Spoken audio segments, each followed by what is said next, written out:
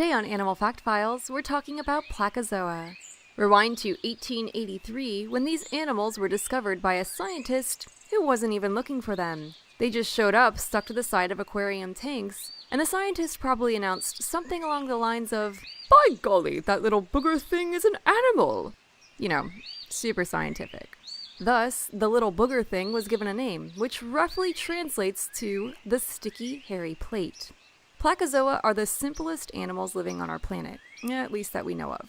That's not meant to be an insult. They're seriously simple in design. Placozoa are made up of just a handful of different cell types. When compared to the hundreds of cell types found in mammals, a handful truly does indicate a simple design. Most known Placozoa are about the size of a grain of sand. They're sort of circular in shape, they appear relatively flat, and they have tiny hair-like structures which they use for movement. Placozoa don't have legs or feet, noses or eyes, or even a heart or a butthole. They don't have any kind of symmetry either, though they do have a definitive top and bottom. They're unlike any animals discovered thus far, so they've been classified in their own phylum. For nearly 100 years after their discovery, Placozoa were thought to just be an abnormal larvae of some kind of jellyfish. It wasn't until the 1960s that they were more appropriately positioned in the Placozoa phylum.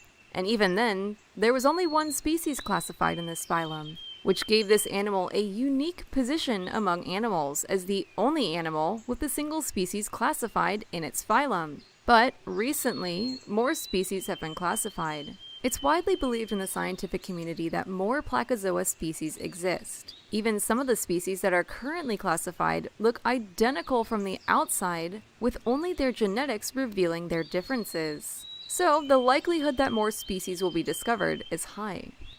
In the wild, Placozoa are found in intertidal zones with calm water and lots of hard, textured rocks and surfaces. They're able to tolerate some differing levels of salinity, and they've been found in the Atlantic, Pacific, and Indian Oceans, as well as the Mediterranean Sea. They seem to have a preference for tropical and subtropical temperatures as well. Placozoa eat algae and detritus by crawling over top of their food, enveloping it, releasing digestive fluids, and then sucking up the remains.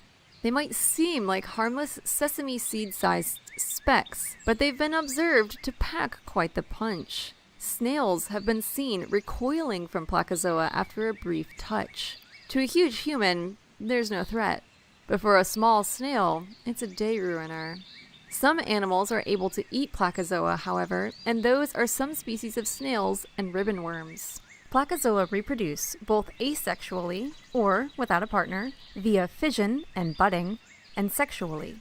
Asexual reproduction is the more common method of reproduction in Placozoa, though sexual reproduction happens in warmer water that is densely populated with Placozoa individuals. Scientists have never witnessed Placozoa in the act of sexual reproduction, but it's known that they do it because evidence exists showing individuals with two separate parental genes. And although they have been kept in lab settings for more than a year, scientists aren't sure how long Placozoa can live. For more facts on Placozoa, check out the links in the description. Give a thumbs up if you learned something new today, and thank you for watching Animal Fact Files.